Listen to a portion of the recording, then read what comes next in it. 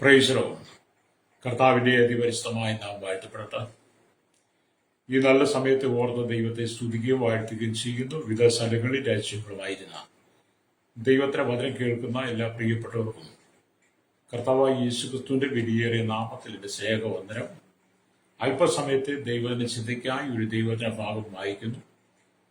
നെഹമ്യാവിന്റെ പുസ്തകം 2-ാം അധ്യായം 1-2 വാക്യങ്ങൾ. അർത്ഥശ്രേഷ്ഠ രാജാവിന്റെ 20-ാം ആണ്ടിൽ നിസാൻ മാസത്തിൽ ഞാൻ ഒരിക്കൽ രാജാവിന്റെ മുമ്പാകെ ഇരുന്ന് വീഞ്ഞെടുത്ത് അവന് കൊടുത്തു. ഞാൻ ഇതിനു മുമ്പ് ഒരിക്കലും അവന്റെ സന്നിധിയിൽ കുണ്ഠിതനായിരുന്നിട്ടില്ല. രാജാവ് എന്നോട്, നിന്റെ മുഖം വാടിയിരിക്കുന്നത് എന്ത്? നിനക്ക് ദീനം ഒന്നുമില്ലല്ലോ. ഇല്ലല്ലോ, ഇത് മനോദുഃഖമല്ലാതെ മറ്റൊന്നുമല്ല എന്ന് പറഞ്ഞു. വളരെ അനുഗ്രഹിക്കപ്പെട്ട നല്ല തിരുവെഴുത്തിനായി ഞാൻ ദൈവത്തെ സ്തുതിക്കുന്നു. ഇന്ന് പകരം അല്പസമയം ഈ ദൈവവചനത്തിനകത്തുനിന്നും വായിക്കുമ്പോൾ നെഹമ്യാവിന്റെ പ്രാർത്ഥനയ്ക്കുള്ള മറുപടി, നെഹമ്യാവിന്റെ പ്രാർത്ഥനയിലെ വിജയവും നമ്മൾ മനസ്സിലാക്കുക. Praise lord. ഈ യെരുശലേമിന്റെ ശൂന്യാവസ്ഥയെ മനസ്സിലാക്കിയ നെഹമ്യാവ് താൻ വളരെ ആത്മഭാരത്തോടെ താൻ കടന്നു പോകുന്ന സാഹചര്യമാണ്. ഹല്ലേലൂയ. അതിനെക്കുറിച്ച് വേദപുസ്തകം നമ്മെ പഠിപ്പിക്കുന്നത് നെഹമ്യാവിന്റെ പുസ്തകം 1-ാം അധ്യായം തൊട്ട് വായിക്കുമ്പോഴത് മനസ്സിലാക്കുന്നത്. 20-ാം ആണ്ടിൽ ക്ലീസവ് മാസത്തിൽ ഞാൻ ശൂഷൻ രാജാവിൽ ഇരിക്കുമ്പോൾ എന്റെ സഹോദരന്മാരിൽ ഒരുത്തനായ ഹനാനിയും യഹൂദയിൽ നിന്ന് ചില പുരുഷന്മാരും വന്ന് ഞാൻ അവരോട് പ്രവാസത്തിൽ തെറ്റി ഒഴിഞ്ഞു പോയ യഹൂദന്മാരെ കുറിച്ചും യെരുശലേമിനെ കുറിച്ചും ചോദിച്ചു. അതിനെ അവർ എന്നോട് പ്രവാസം തെറ്റി ഒഴിഞ്ഞു പോയ ശേഷിപ്പ് അവിടെ ആ സംസ്ഥാനത്ത് മഹാകഷ്ടത്തിലും അപമാനത്തിലും എല്ലാവരും ഇരിക്കുന്നു. മാത്രമല്ല യെരുശലേമിന്റെ മതിൽ ഇടിഞ്ഞും അതിന്റെ വാതിലുകൾ തീ വെച്ച് ചുറ്റും കിടക്കുന്നു എന്ന് നെഹമ്യാവിനോട് പറയുക. ഇത് കേട്ട നെഹമ്യാവിന്റെ ജീവിതം വളരെ ഭാരമായി, മനോവ്യസനമായി. ഹല്ലേലൂയ. പ്രവാസത്തിൽ തെറ്റി ഒഴിഞ്ഞു പോയ ജനം അല്ലെങ്കിൽ മഹാകഷ്ടത്തിലും അപമാനത്തിലും കിടക്കുന്ന, മാത്രമല്ല യെരുശലേമിന്റെ മതിൽ ഇടിഞ്ഞും അതിന്റെ വാതിലുകൾ തീ വെച്ചും ചുറ്റും കിടക്കുന്നു എന്നുള്ള മാനസികമായ ഭാരം തന്റെ ഉള്ളിൽ വന്ന അത് തന്റെ മുഖത്ത് വലിയ മനോവ്യസനമായിട്ട് മാറിയിരിക്കുക. അങ്ങനെ ഈ വലിയ മനോവ്യസനത്തോടു കൂടി താൻ ആയിരിക്കുമ്പോഴാണ് ഈ നെഹമ്യാവ് രാജാവിന്റെ മുമ്പിൽ വീഞ്ഞുമായിട്ട് ചെല്ലുന്നത്. അങ്ങനെ സാധാരണ എല്ലാവർക്കും രാജാവിന്റെ മുമ്പിൽ വീഞ്ഞുമായി ചെല്ലാൻ കഴിയില്ല. അതിന് പ്രത്യേകമായി ഉപയോഗിക്കപ്പെട്ട വിശ്വസ്തനായ വ്യക്തിയായിരിക്കണം. അതിന്റെ ചരിത്രഭാഗങ്ങൾ നാം വായിക്കും മനസ്സിലാക്കാൻ കഴിയുന്നത്, പാനപാത്രവാഹകനായ നെഹമ്യാവ്, രാജാവിന്റെ പാനപാത്രവാഹകനായിരിക്കുന്ന നെഹമ്യാവ് എന്ന വാക്കിന്റെ അർത്ഥം ആശ്വസിപ്പിക്കുന്നു എന്നാണ്. ഹല്ലേലൂയ. അവൻ പാർസി രാജാവായ അർത്ഥശ്രേഷ്ഠ രാജാവിന്റെ പാനപാത്രമായിരുന്നതിനാൽ ഏറ്റവും ഉത്തരവാദിത്തമുള്ള ഒരു പദവിയാണ് വഹിച്ചിരുന്നത്. വളരെ ഉത്തരവാദിത്തമുള്ള, വളരെ സൂക്ഷിച്ച് ചെയ്യേണ്ട ഒരു പദവിയാണ് നെഹമ്യാവ് ചെയ്യുന്നത്. ഹല്ലേലൂയ, സ്തോത്രം. അവൻ വീഞ്ഞിൽ അല്ലെങ്കിൽ വിഷം കലർത്തി കൊടുത്ത് രാജാവിനെ നിഷ്പ്രയാസം വധിക്കുവാൻ ഒരു പാനപാത്രകന് കഴിയുമായതിനാൽ ഏറ്റവും വിശ്വസ്തനായ ഒരാളെ മാത്രമേ ആ പദവി നിയമിക്കൂ. ഇന്നത്തെ കാലഘട്ടം പോലെ അല്ല. അന്നത്തെ കാലഘട്ടങ്ങളിൽ ഏത് സമയത്തും രാജാവിനെ വധിക്കുവാൻ വീഞ്ഞിനകത്ത് വിഷം കലർത്തി കൊടുത്ത് രാജാവിന് ഇല്ലായ്മയോ കഴിയുമായിരുന്നു. അങ്ങനെ ഒരു സാഹചര്യം നിലനിൽക്കുന്നത് കൊണ്ട് ഏറ്റവും വിശ്വസ്തനായ ഒരുവിനെ മാത്രമേ ആ പദവിയിൽ നിയമിക്കത്തുള്ളൂ. അതിന് അർത്ഥശ്രേഷ്ഠ രാജാവിന്റെ പാനപാത്രകനായി അവർ കണ്ടെത്തിയത് നെഹമ്യാവിനെയാണ്. Praise Lord. ഹല്ലേലൂയ. രാജാവിന് നൽകുന്ന വീഞ്ഞിൽ വിഷം കലർത്തിയിട്ടില്ല എന്ന് തെളിയിക്കുവാനായി ആ വീഞ്ഞിൽ ഒരംശം പാനപാത്രമാകൻ തന്റെ കയ്യിൽ ഒഴിച്ച് രാജാവിന്റെ മുമ്പിൽ വെച്ച് കുടിച്ച് കാണിക്കണം. ഹല്ലേലൂയ. അപ്പൊ ഇത് പറഞ്ഞാൽ ഈ രാജാവിന്റെ മുമ്പിൽ വീഞ്ഞുമായി കൊണ്ടിരുമ്പം വീഞ്ഞുമായിട്ട് കൊണ്ടിരുന്ന പാനപാത്രകൻ അതിലൊരു അംശം തന്റെ കയ്യിലൊഴിച്ച് താൻ ആദ്യം കുടിച്ച് കാണിച്ചെങ്കിൽ മാത്രമേ രാജാവ് കുടിക്കുകയുള്ളൂ. കാരണം അതിൽ വിഷം കലർത്തിയിട്ടില്ല എന്നുള്ള ഉറപ്പാണ്. സ്തോത്രം. ഹല്ലേലൂയ. വരുത്തുക. ഹല്ലേലൂയ. കേവലം ഒരു പ്രവാസിയായിരുന്ന നെഹമ്യാവ് നെഹമ്യാവ് പ്രവാസിയാണ്, അടിമത്തത്തിന് പോയതാണ്. ഒരു പ്രവാസിയായ നെഹമ്യാവ് ഈ അതുല്യ പദവി ലഭിച്ചുവെന്ന് പറയുമ്പോൾ ഹല്ലേലൂയ, എത്രമാത്രം അവൻ വിശ്വസ്തനായിരുന്നു. അവനൊരു പ്രവാസിയാണ്. ഈ പ്രവാസിയായ നെഹമ്യാവിന് ഇത്രമാത്രം അതുല്യമായ പദവി ലഭിച്ച് രാജാവിന്റെ മുന്നിൽ രാജാവിന് വീഞ്ഞു കൊടുക്കുന്ന പാനപാത്രവാഹനായി നിൽക്കുക എന്ന് പറയുമ്പോൾ നെഹമ്യാവിന്റെ ജീവിതത്തിലെ വിശ്വസ്തത നമ്മൾ മനസ്സിലാക്കണം. അല്ലെങ്കിൽ മാത്രമല്ല, അവൻ എത്രമാത്രം ദൈവഭയമുള്ളവനാണ്, എത്രമാത്രം പ്രാർത്ഥനാ മനുഷ്യനാണെന്നുള്ളതാണ് ഞാൻ നിങ്ങൾ തിരിച്ചറിയേണ്ടത്. എന്നെ കേൾക്കുന്ന പ്രിയ സ്നേഹിതൻ, നാം നെഹമ്യാവിനെ പോലെ വിശ്വസ്തനായി നല്ലൊരു പ്രാർത്ഥനാ മനുഷ്യനായി നിന്നെങ്കിൽ മാത്രമേ ദൈവം നമ്മെ എല്ലാ മേഖലയിലും മാനിക്കത്തുള്ളൂ. സ്തോത്രം, പ്രൈസ് ദി ലോർഡ്. ദൈവം നിങ്ങളെ ഉയർത്തണമെങ്കിൽ, ദൈവം നിങ്ങളെ മാനിക്കണമെങ്കിൽ നിങ്ങൾ വിശ്വസ്തത കാത്തു പരിപാലിക്കുന്ന വ്യക്തിയായിരിക്കണം. യാതൊരുവിധ അവിശ്വസ്തതയും നിങ്ങൾ ദൈവസനിൽ കാണിക്കരുത്. അത് മനുഷ്യനോട് നിങ്ങൾ അവിശ്വസ്തത കാണിക്കരുത്, കുടുംബത്തിൽ അവിശ്വസ്തത കാണിക്കരുത്, ഭാര്യ ഭർത്തൃ ജീവിതത്തിൽ അവിശ്വസ്തത കാണിക്കരുത്. എവിടെയും വിശ്വസ്തത കാത്തു പുലർത്തിക്കൊണ്ട് ദൈവം നൽകുന്ന പദവികൾ ദുർവിനിയോഗം ചെയ്യാതെ അത് അതിൻ്റെതായ ഉത്തരവാദിത്വത്തിൽ നിങ്ങൾ ചെയ്യണം, രക്തം ചെയ്യും. നെഹമ്യാവിനെ പോലെ.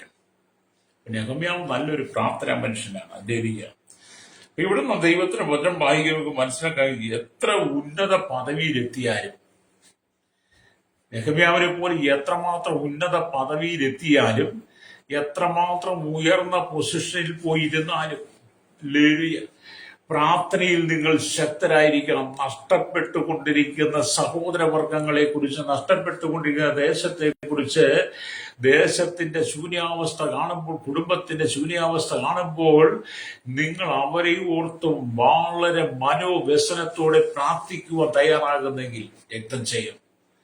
അല്ലെങ്കിൽ നെഹമ്യാവിന്റെ പ്രാർത്ഥനയിൽ വിജയം നേടിയതുപോലെ നിങ്ങൾക്കും നല്ലൊരു വിജയം നേടാൻ കഴിയും. രക്തം ചെയ്യും. നിങ്ങൾ ശക്തമായി പ്രാർത്ഥിക്കണം. പ്രാർത്ഥിച്ചാൽ ഏത് വിഷയത്തിനും മറുപടിയുണ്ട്. Price the Lord.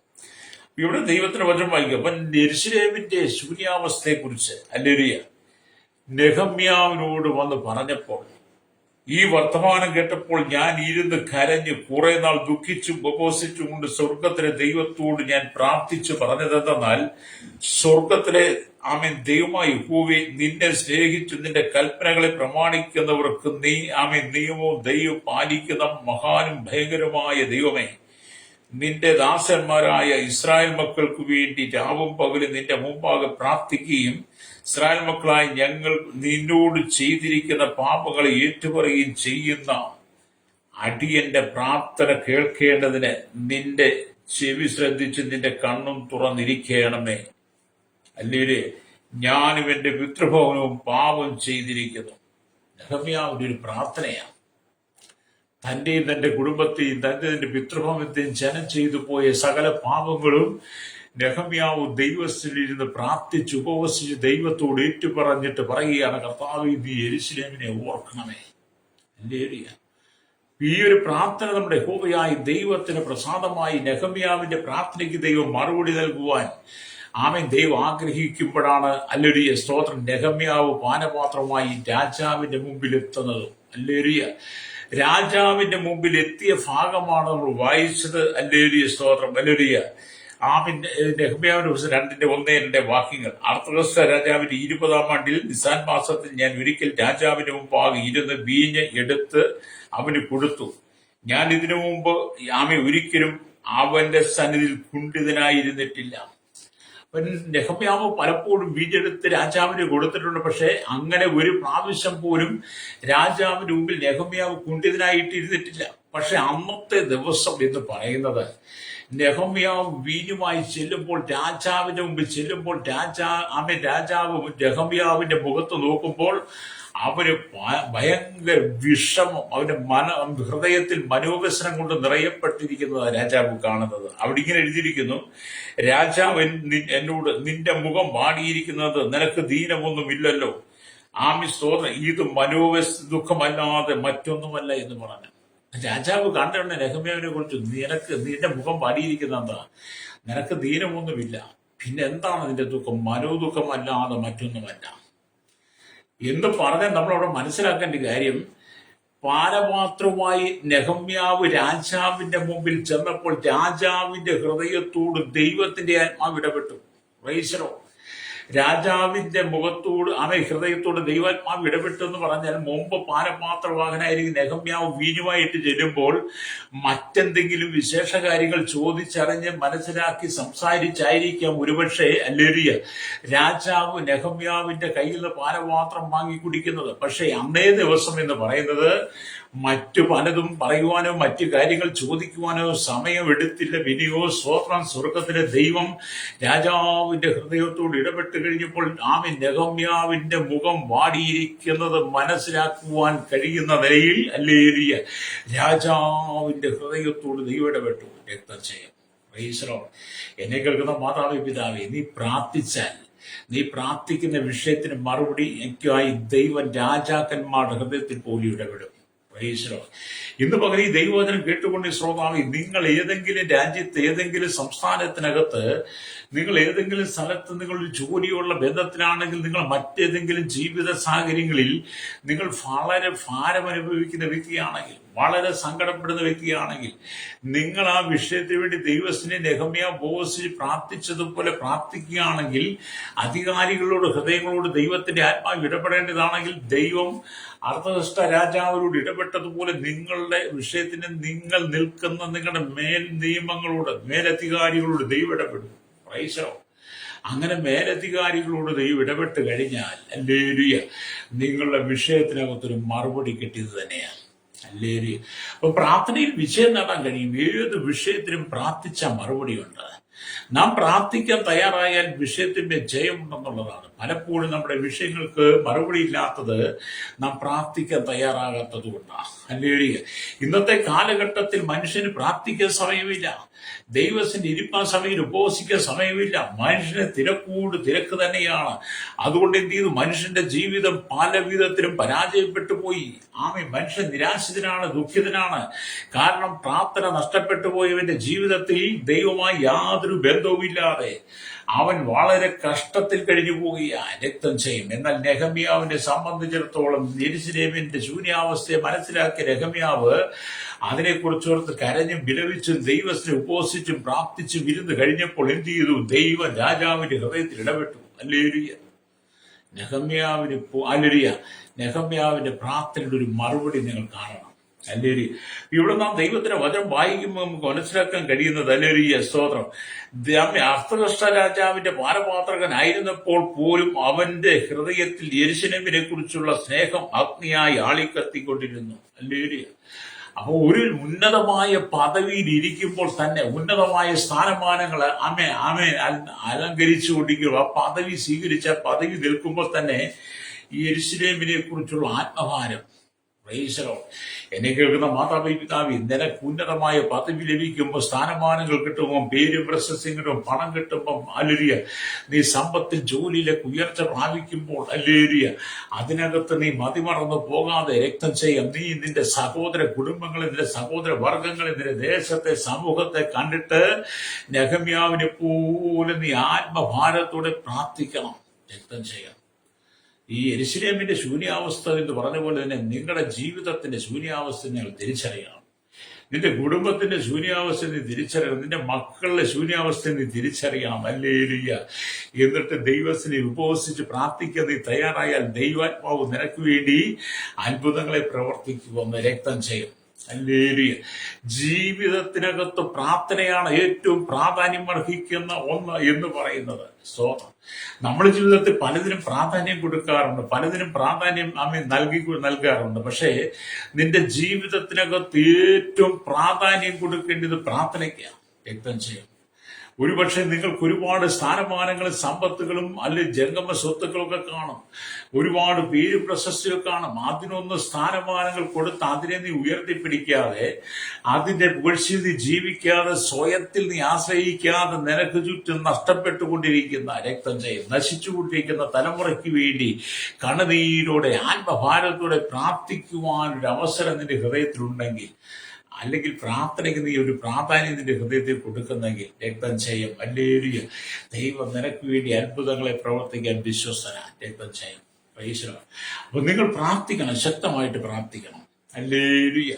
നിങ്ങൾ ആത്മഭാരത്തോടെ പ്രാർത്ഥിക്കണം. നിങ്ങൾ നിങ്ങളുടെ കുടുംബത്തിന് വേണ്ടി മാത്രം പ്രാർത്ഥിക്കാതെ, ചിലർ പ്രാർത്ഥിക്കുക എന്ന് പറഞ്ഞാൽ ആമേൻ അവരും അവരുടെ കുടുംബം മാത്രം രക്ഷ പ്രാപിക്കണമെന്ന്. സ്തോത്രം.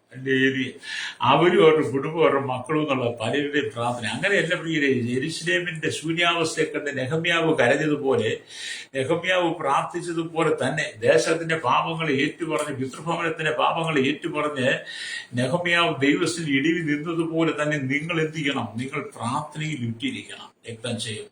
ഹല്ലേലൂയ. ഒന്ന് ഓർത്ത് നോക്കിയ, നിങ്ങളുടെ ജീവിതം എത്രയോ പരാജയമാണ്, നിങ്ങളുടെ ജീവിതം എത്രയോ കഷ്ടത്തിലൂടെയാണ് കടന്നു പോകുന്നത്. ഹല്ലേലൂയ.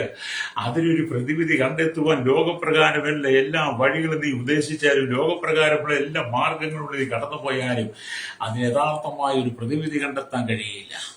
എന്നാൽ നിന്റെ പ്രാർത്ഥനയുടെ വിഷയത്തിന് പ്രതിവിധി കണ്ടെത്തണമെങ്കിൽ, മറുപടി കണ്ടെത്തണമെങ്കിൽ, അതിനൊരു വിജയം നേടണമെങ്കിൽ ദൈവത്തിന് ഇന്ന് പ്രാർത്ഥിക്കണം. രക്തം ചെയ്യണം.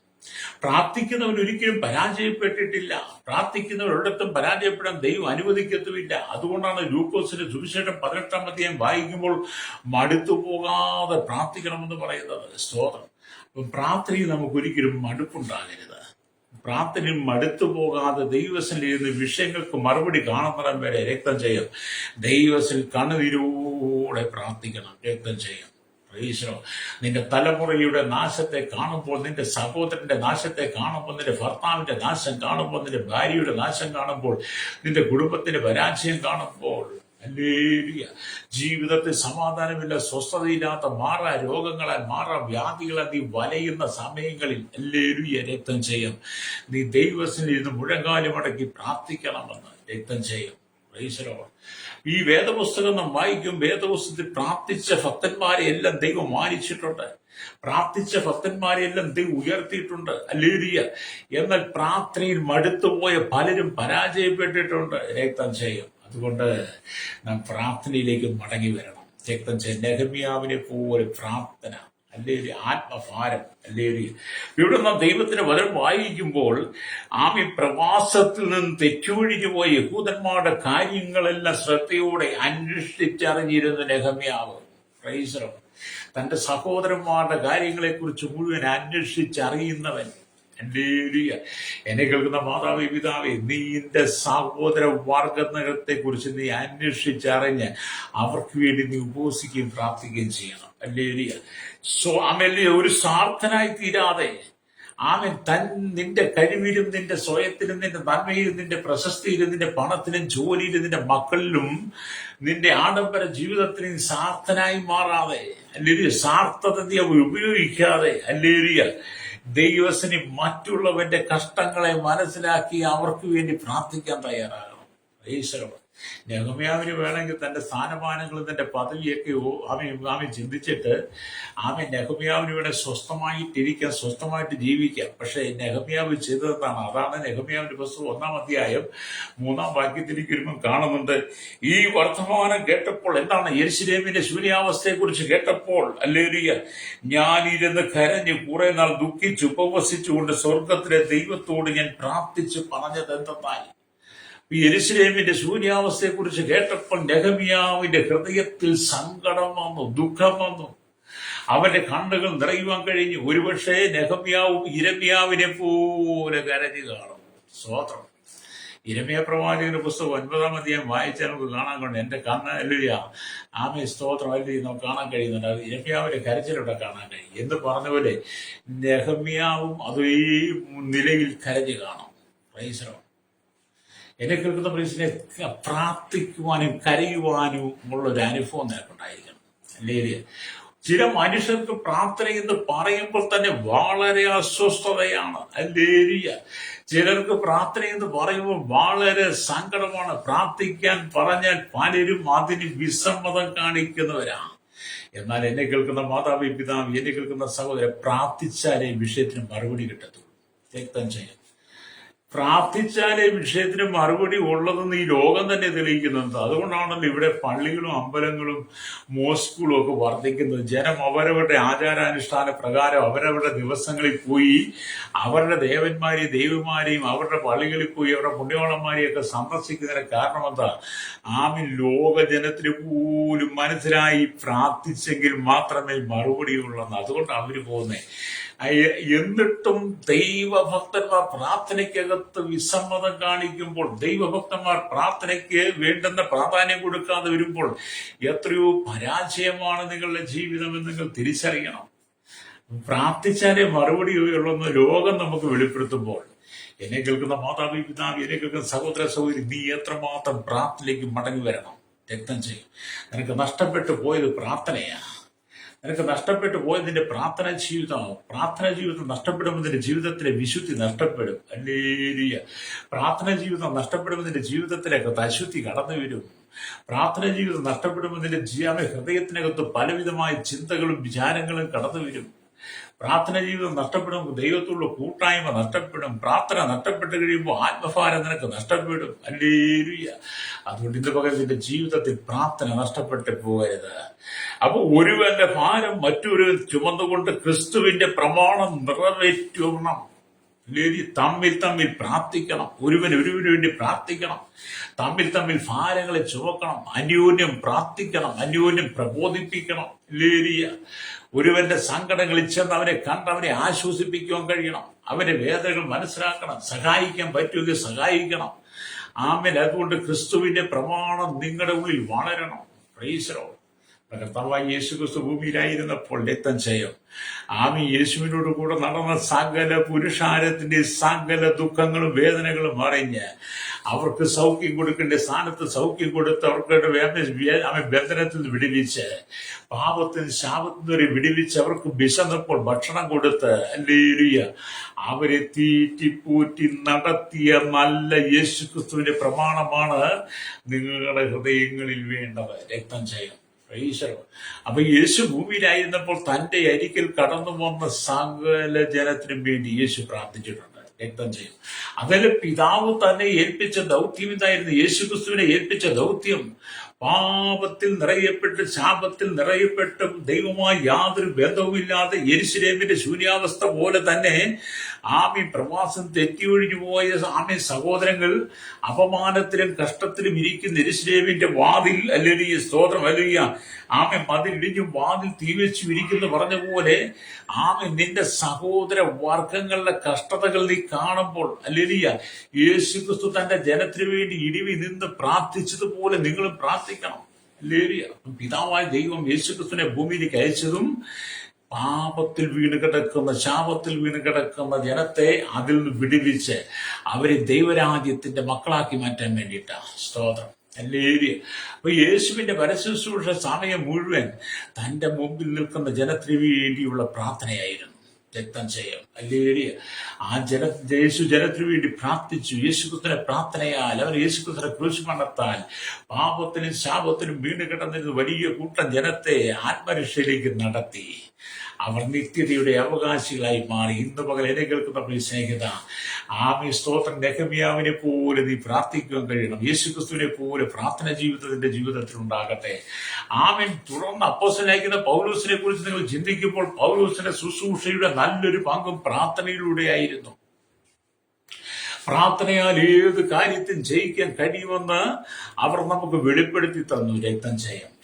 അപ്പം പ്രാർത്ഥനയാൽ ഏത് കാര്യത്തിൽ നമുക്ക് വിജയിക്കാൻ കഴിയും കേട്ടോ. ഹല്ലേലൂയ.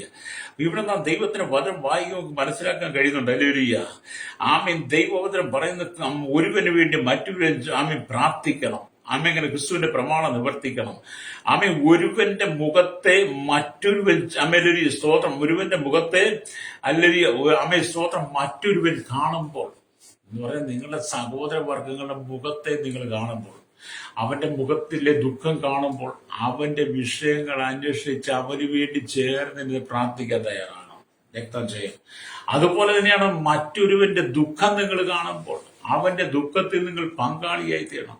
മറ്റൊരുവൻ അവൻ കരഞ്ഞ് നിലവിളിച്ചത് കാണുമ്പോൾ അവനോട് നിങ്ങൾ ചേർന്ന് അവന്റെ ആ നിലവിളിക്കൊരു മറുപടി കണ്ടെത്തണം. ഹല്ലേലൂയ. സ്തോത്രം.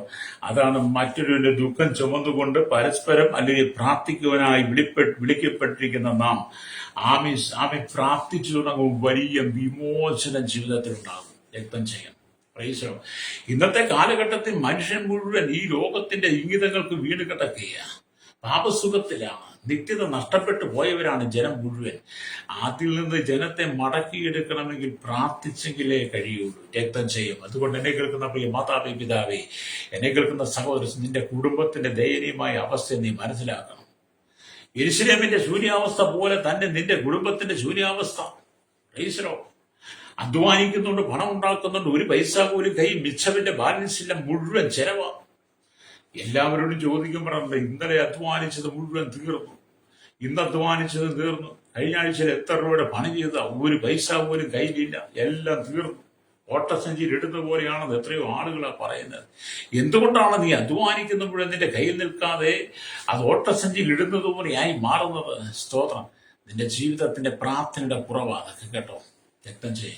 നീ പ്രാർത്ഥിക്കുന്നവളാണെങ്കിൽ നീ അധ്വാനിക്കുന്ന നന്മകൾ പോലും ഈ ലോകം ചൂഷണം ചെയ്യാതെ നിന്റെ അധ്വാന ഫലം നീയും നിന്റെ മക്കളും അനുഭവിക്കും. അത് നിനക്ക് ബാലൻസായി മാറും. പക്ഷെ നീ പ്രാർത്ഥിക്കുന്നവളായി മാറണം. പ്രൈസലോ. നീ പ്രാർത്ഥിക്കുന്നവനുമായി മാറിക്കഴിയുമ്പോൾ ഈ ലോകത്തെ ചൂഷണങ്ങൾക്കകത്ത് നീ വിധേയപ്പെടാതെ നിന്റെ വിയർപ്പിന്റെ വില, നിന്റെ അധ്വാനത്തിന്റെ വില നിന്റെ കുടുംബത്തിലേക്ക് തന്നെ ചെല്ലും. പ്രൈസലോ. രക്തം ചെയ്യും.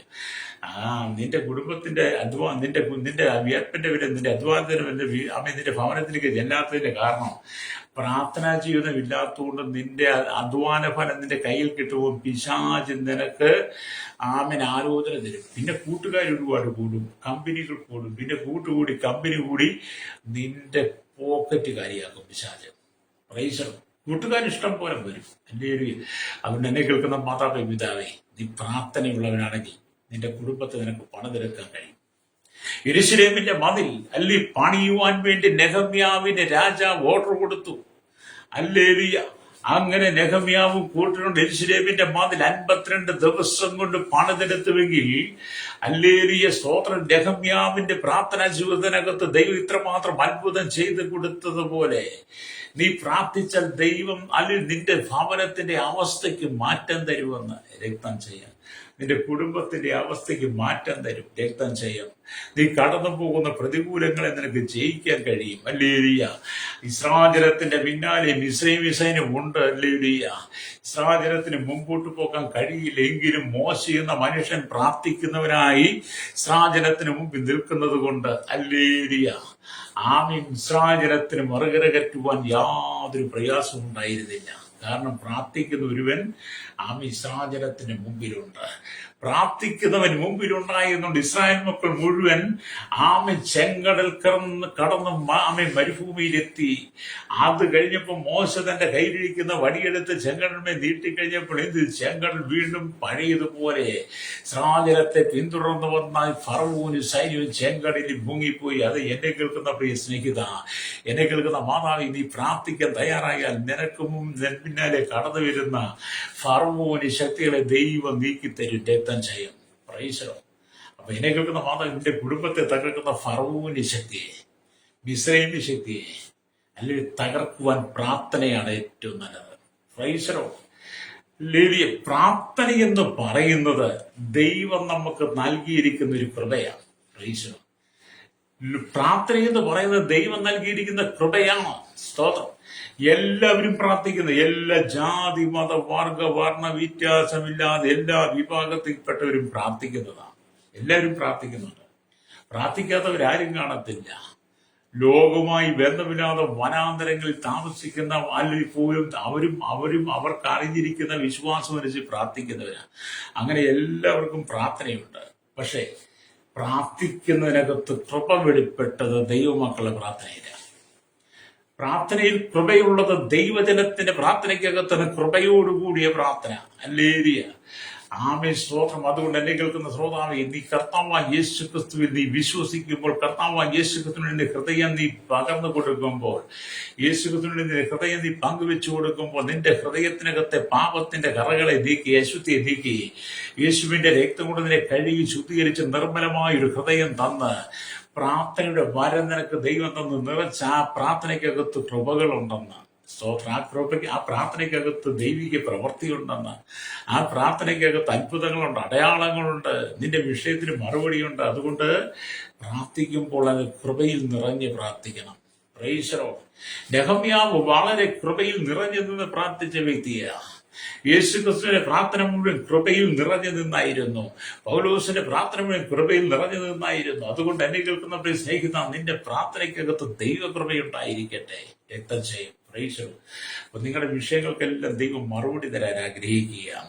അപ്പൊ ഇവിടെ നാം ദൈവത്തിന് വചനമായി യേശുക്രിസ്തു എപ്പോഴും പരിശുദ്ധാത്മാവിൽ ആനന്ദിക്കുന്ന സ്വഭാവമുള്ളവനായിരുന്നു എന്ന് ലൂക്കോസ് സുവിശേഷം 10-21 വാക്യത്തിൽ നമുക്ക് വായിക്കുമ്പോൾ കാണാൻ കഴിയുന്നുണ്ട്. ഹല്ലേലൂയ. അവിടെ ഇങ്ങനെ രേഖപ്പെടുത്തി ലൂക്കോസ് സുവിശേഷം 10-21 വാക്യത്തിനകത്ത് ഇങ്ങനെ രേഖപ്പെടുത്തിയിരിക്കുന്നു: യേശു ആത്മാവിൽ ആനന്ദിക്കുന്നു എന്ന് പറഞ്ഞാൽ ആ നാഴികയിൽ അവൻ പരിശുദ്ധാത്മാവിൽ ആനന്ദിച്ച് പറഞ്ഞത്: പിതാവേ, സ്വർഗത്തിനും ഭൂമിക്കും കർത്താവായുള്ളവേ, നീ ഇവ ജ്ഞാനികൾക്കും വിവേകികൾക്കും മറച്ച് ശിശുക്കൾക്ക് വെളിപ്പെടുത്തിയത് കൊണ്ട് ഞാൻ നിന്നെ വാഴ്ത്തുന്നു എന്ന് യേശുക്രിസ്തു ആത്മാവിൽ ആനന്ദിക്കുക എന്ന് പറഞ്ഞപ്പോ യേശു ആത്മാവിൽ ആനന്ദിക്കുന്നു. പരിശുദ്ധാത്മാവിൽ നിറഞ്ഞവന് മാത്രമേ പരിശുദ്ധാത്മാവിനാൽ ആനന്ദിക്കാൻ കഴിയുള്ളൂ. ഹല്ലേലൂയ. പരിശുദ്ധാത്മാവിൽ നിറയപ്പെട്ട വ്യക്തിക്ക് മാത്രമേ പരിശുദ്ധാത്മാവിൽ ആനന്ദിക്കാൻ കഴിയുള്ളൂ. ഹല്ലേലൂയ. അതുകൊണ്ട് എന്നെ കേൾക്കുന്ന പ്രിയസ്നേഹിത, ആമേൻ വെണ്മയും ചുമപ്പുമുള്ള 10,000ങ്ങളിൽ സുന്ദരനായിരിക്കുന്ന കർത്താവായ യേശുക്രിസ്തുവിനെ നീ ഹൃദയം കൊണ്ട് സ്വീകരിച്ച് ആ പരിശുദ്ധാത്മാവിൽ യേശു നിറഞ്ഞ് പ്രാർത്ഥിച്ചതുപോലെ നിങ്ങളും പരിശുദ്ധാത്മാവിൽ നിറയപ്പെട്ട് പ്രാർത്ഥിക്കണം. നമ്മുടെ കർത്താവിനെ കുറിച്ച് പറയുന്നത് വെണ്മയും ചുമപ്പുമുള്ളവെന്നാണ്. ഉത്തമഗീതം 5-ാം 10 വാക്യം വായിക്കുമ്പോൾ, എന്റെ പ്രിയൻ വെണ്മയും ചുമപ്പുമുള്ളവൻ 10,000 പേരിൽ ആദി ശ്രേഷ്ഠൻ തന്നെ.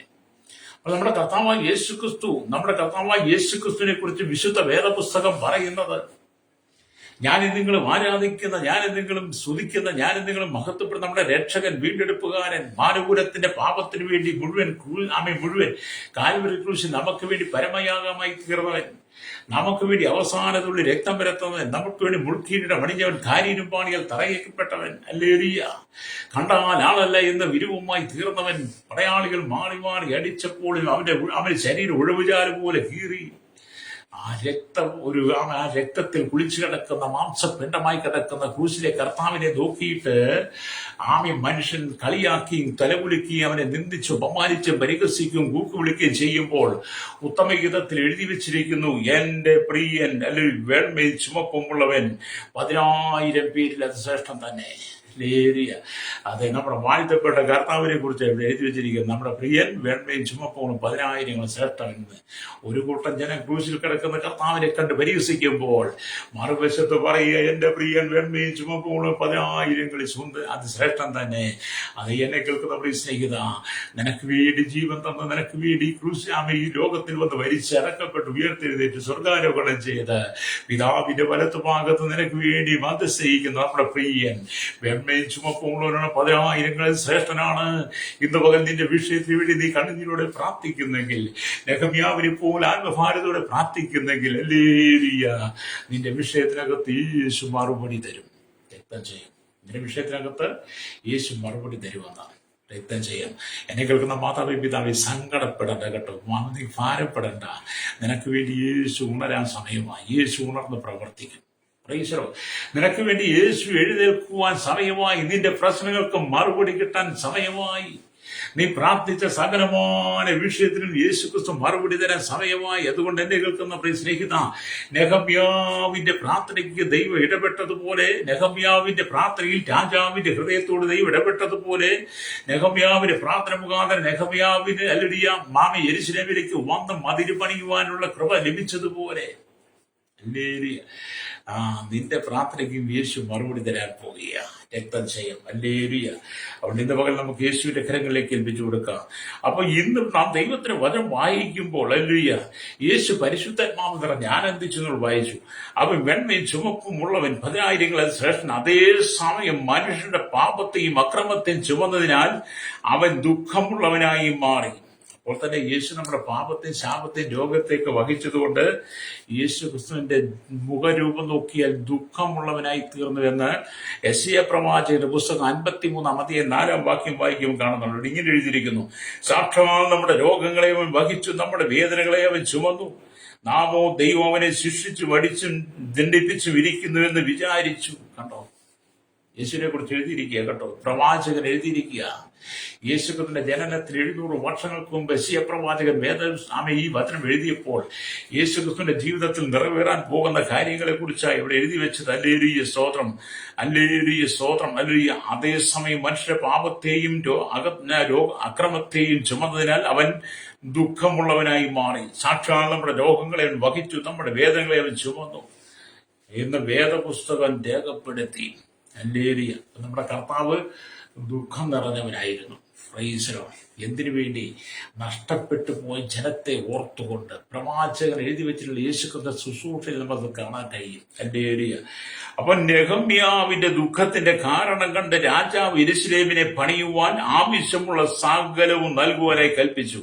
നിങ്ങൾ നിങ്ങളുടെ ജീവിതത്തിൽ മറ്റുള്ളവരിൽ കാണുന്ന കുറ്റങ്ങളും കുറവുകൾക്കും വേണ്ടി അവരുടെ ജീവിത പരാജയങ്ങളെ, ഭാരങ്ങളെ കണ്ടുകൊണ്ട് നിങ്ങൾ വിലാപത്തോടുകൂടി അവർക്ക് വേണ്ടി പ്രാർത്ഥിക്കുന്ന, കണ്ണുനീരോടെ പ്രാർത്ഥിക്കുന്ന, ഉപവസിച്ച് പ്രാർത്ഥിക്കുന്നെങ്കിൽ നെഹമ്യാവിന്റെ പ്രാർത്ഥനയ്ക്ക് മറുപടി ലഭിച്ചതുപോലെ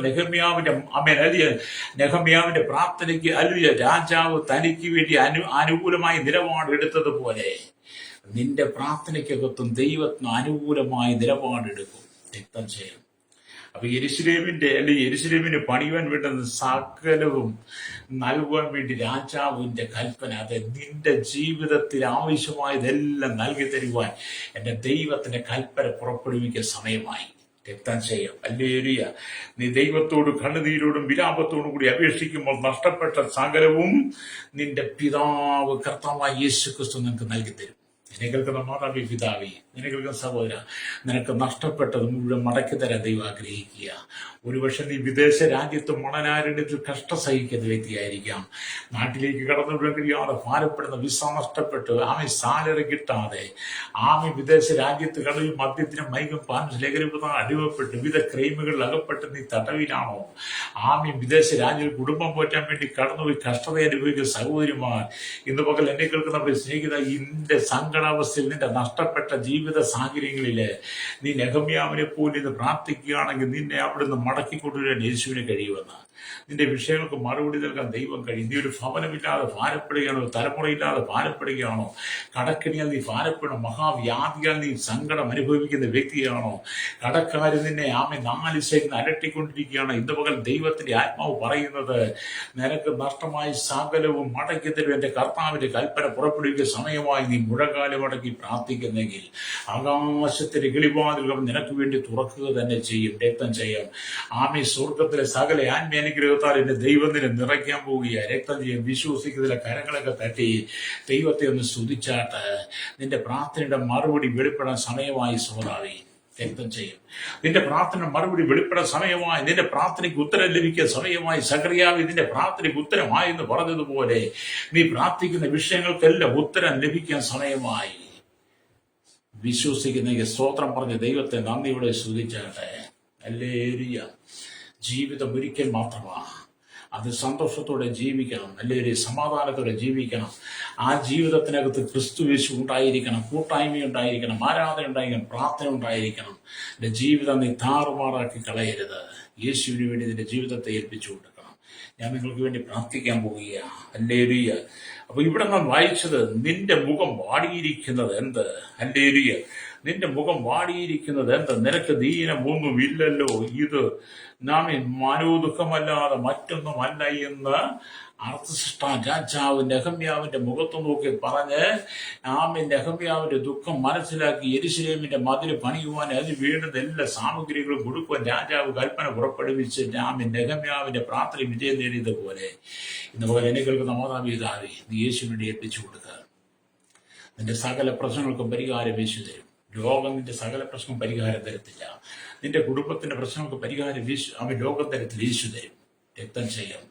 അത് ഇന്ന് പകൽ ആരെങ്കിലും കർത്താവായ യേശുവിന്റെ ഹൃദയം കൊണ്ട് സ്വീകരിപ്പാൻ കഴിയാതെ ഇന്ന് ലോകപ്രകാരം ദുഃഖത്തിലാണെങ്കിൽ ഇത് പകരത്തോടൊപ്പം ചേർന്ന് പറയും, യേശുവേ, നെഹമ്യാവിന്റെ പ്രാർത്ഥന കേട്ടും മറുപടി കൊടുത്ത ദൈവമേ, നെഹമ്യാവിന്റെ പ്രാർത്ഥനയ്ക്ക് വലിയ വിജയം നേടിയതുപോലെ യേശുവെ, അങ്ങ് ഞാൻ എന്റെ സ്വന്തം രക്ഷിതാവും പിതാവായി സ്വീകരിച്ച് അങ്ങയുടെ മകളായി തീരുവാൻ ഞാൻ ആഗ്രഹിക്കുന്നു. അങ്ങന്റെ പിതാവായി വന്ന് എന്റെ ജീവിതത്തിലേക്ക് വന്ന് ആ സ്വർഗഭവനത്തിന്റെ അംഗമാക്കി തീർത്ത് എന്റെ കഷ്ടങ്ങൾക്കൊരു മാറ്റം നൽകി എന്റെ കുടുംബത്തെ ഈ കഷ്ടതയിൽ നിന്ന്, ഈ മഹാകഷ്ടത്തിൽ നിന്ന് അപ്പമാൻ വിടുവിക്കണമേ. ഞാനത് വിശ്വസിക്കുന്ന അങ്ങേ പൂർണ്ണമായി സമർപ്പിക്കുന്നത് പറഞ്ഞ് എന്നോടൊപ്പം പ്രാർത്ഥിച്ചാട്ട്, പരിശുദ്ധ ഞങ്ങളുടെ നല്ല ദൈവമേ, സ്വർഗീയ പിതാവേ, അനുഗ്രഹിക്കപ്പെട്ട നല്ല സമയത്തിനായി ഈ ദൈവത്തിനെ കേട്ടിരിക്കുന്ന വലിയവരെയും ചെറിയവരെയും ഞങ്ങൾ ദൈവങ്ങൾ ഏൽപ്പിക്കുന്നു. ശൈശവത്തിനും ബാല്യത്തിനും കൗമാര യൗവനത്തിനും വാർത്തത്തിനായും വൃദ്ധരസന യാചകർ, ഓർഫനേജിലോട്ട് ജുവൽ തടവറയിലായിരിക്കുന്നവർക്ക്, ഞാൻ ജില്ലക്കർത്താ, village panchayat, municipality, corporation, taluk, block, ജില്ലാ ഭരണ മേധാവികൾ, സംസ്ഥാനങ്ങൾ, രാജ്യങ്ങളെ, രാഷ്ട്രങ്ങളെ ഭരിക്കുന്നവരെ, കേരളത്തിലെ 14 ജില്ലകൾ, 1446 വില്ലേജുകൾ, 3.25 കോടി ജനങ്ങൾ, തലമുറകൾ എണ്ണത്തിൽപ്പെടാത്തവർ, അന്യവസ്ഥാന തൊഴിലാളികൾ, 29 സംസ്ഥാന 7 കേന്ദ്രപ്രദേശം, 140 കോടിയിലധികം ജനങ്ങൾ, 6 ലക്ഷത്തിലധികം ഗ്രാമങ്ങളുടെ സുവിശേഷത്തിനായി, രക്ഷയ്ക്ക് വേണ്ടി വിടുതലിനായി 7 ഭൂഖണ്ഡങ്ങൾ, തെക്കേ അമേരിക്ക, വടക്കേ America, Europe, Asia, Africa, Australia, Antarctic രാജ്യങ്ങൾ, 800 കോടി ജനങ്ങൾ, തലമുറ എണ്ണത്തിൽപ്പെടാത്തവർ, സകല ഭരണാധിപന്മാരും, രാജാക്കന്മാർ, പ്രധാനമന്ത്രി, പ്രസിഡന്റ്, ഗവർണർ, പട്ടാള മേധാവികൾ, ഗോത്രങ്ങളെ, ദ്വീപുകളെ, ആദിവാസികൾ, ട്രൈബൽ മേഖലകളെ ഭരിക്കുന്നവർ, അവിടുത്തെ ജനങ്ങളെ, കരയിലും കടലും ആകാശമാർഗം വാഹനോടി യാത്ര ചെയ്യുന്നവർ, വാഹന നിർമ്മാതാക്കൾ, സെയിൽസ് ചെയ്യുന്നവർ, കടലുടെ വാസികൾ, തീരദേശവാസികൾ, സമുദ്രത്തിലെ ആഴങ്ങൾ, ഖനികളിൽ ജോലി ചെയ്യുന്നവർ, കമ്പനികളിൽ, ഫാക്ടറികളൊക്കെ ജോലി ചെയ്യുന്നവർ, ഭാവി വരും ചേർന്നമായ എല്ലാ വ്യാപാരികൾ, വ്യവസായികൾ, എല്ലാ വഴിയൂര കച്ചവടക്കാരെയും, മെക്കാനിക്കൽ, മോട്ടോർ രംഗത്ത്, യൂണിയൻ രംഗത്ത്, എല്ലാ ടാക്സി ഡ്രൈവേഴ്സിനെയും സഹകരണ മേഖല, പൊതുമേഖല, ആരോഗ്യ മേഖല, വിദ്യാഭ്യാസ മേഖല, സാമ്പത്തിക മേഖലയിൽ, ബാങ്കിങ് മേഖലയിലായിരിക്കുന്നവർ, സയന്റിസ്റ്റുകൾ, എഞ്ചിനീയർമാരെ ഓർത്ത് പ്രാർത്ഥിക്കുന്നു. ഭരണവിദ്വേഷ പാർട്ടികൾക്ക്, മത, സാമൂഹിക, സംസ്കാര സംഘടന, ചരിത്രമാദ്യ മീഡിയ രംഗം നിൽക്കുന്നവർക്കായി, മദ്യപാനത്തിൽ, വെറുക്കൂത്തൽ, ദുർനടപ്പ്, വിചാര, വരസ, അശുദ്ധി, കൈക്കൂലി, അഴിമതി, കരിഞ്ചത്തിൽ വീണ്ടുകിടക്കുന്ന തീവ്രവാദികൾ, ഭീകരവാദികൾ, വർഗീയവാദികൾക്കായി ഞങ്ങൾ ദൈവത്തോട് പ്രാർത്ഥിക്കും. ജനത്തിനും മനസാന്തരം കൊടുക്കണമേ. ജനം ദൈവത്തിലേക്ക് മടങ്ങി വരട്ടെ. സകല അശുദ്ധമായതും അശ്ലീലമായതും വിട്ട് ജനം മാനസാന്തരപ്പെട്ട് സുവിശേഷത്തിൽ വിശ്വസിക്കണമായി ഞങ്ങൾ പ്രാർത്ഥിക്കുന്ന ഭാവി. ആമേ. യെരൂശലേമിന്റെ ശൂന്യാവസ്ഥ പറഞ്ഞവരുടെ കാര്യം പറഞ്ഞത്, സകല കുടുംബത്തിന്റെ ശൂന്യാവസ്ഥ, സകല വ്യക്തികളെ, സകല ദേശത്തെ ശൂന്യാവസ്ഥ കണ്ടുകൊണ്ട് ഞങ്ങൾ ദൈവത്തോട് പ്രാർത്ഥിക്കുന്നത് വലിയ വിടുതലയക്കണമേ. മഹാകഷ്ടത്തിലൂടെ കടന്നു പോകുന്ന സഭകൾ, ദൈവമക്കൾ, ദൈവദാസന്മാർക്ക് വേണ്ടി ഞങ്ങൾ പ്രാർത്ഥിക്കുന്നു. ദേശത്ത് വിദേശ വേല ചെയ്യുന്ന കർത്താവിന്റെ ശുശ്രൂഷയ്ക്ക് എത്ര ദാസിദാസന്മാർ കണ്ടു തലമുറയ്ക്ക് വേണ്ടി ഞങ്ങൾ പ്രാർത്ഥിക്കുന്ന ഭാവി. സ്തോത്ര. സകല ജനത്തെ അനുഗ്രഹിക്കണമേ. വിദേശ രാജ്യങ്ങളായിരിക്കേണ്ട ദൈവമക്കളെ, ദൈവദാസന്മാരെ, പ്രിയപ്പെട്ടവരുടെ ചുറ്റുമുള്ള കുടുംബങ്ങളെ, വാസികളെയുടെ ദേശത്തെ, ഗ്രാമത്തെ ഞങ്ങൾ ഓർത്ത് പ്രാർത്ഥിക്കുന്നു. ഒരു വലിയ വിടുതലത വായിക്കണമേ. തകർന്നു കിടക്കുന്ന കുടുംബങ്ങൾ പണിയപ്പെടേണ്ട പാപശാപ, രോഗബന്ധനങ്ങൾ, മഹാവ്യാധിയാൽ സർജറി കഴിഞ്ഞ് കിടക്കുന്നവർ, സർജറി വിധേയപ്പെട്ടവർ, പണമില്ലാതെ ഭാരപ്പെട്ട സാമ്പത്തിക ഞെരുക്കം അനുഭവിക്കുന്ന, വിവാഹം നടക്കുമുള്ള കുഞ്ഞുങ്ങൾ, വിവാഹപ്രയത്തിൽ നിൽക്കുന്നവർ, തലമുറയില്ലാതെ ഒരു ഭവനമില്ലാതെ ഭാരപ്പെട്ട മക്കൾ, ഉപരിവണ്ണത്തെ ഓർത്ത് ഭാരപ്പെടുന്നവർ, വലിയ വിവിധമായ കഷ്ടതയിലൂടെ കടന്നു പോകുന്ന ജനത്തിന് വേണ്ടി ഞങ്ങൾ ദൈവത്തോട് പ്രാർത്ഥിക്കുന്നു. അവരെ മഹാകഷ്ടത്തിനും ആപത്തിനും വിടുവിച്ച് കർത്താവ് ദൈവത്തോട് ചേർന്ന് നെഹമ്യാവിനെ പോലെ പ്രാർത്ഥിക്കുന്നവരെ തീരുവാൻ ഈ ജനത്തെ ഒരുക്കണം. സകലമകത്ത് ഒരുക്കണം. യേശുവിന്റെ നാമത്തിൽ തന്നെ. ആമേൻ.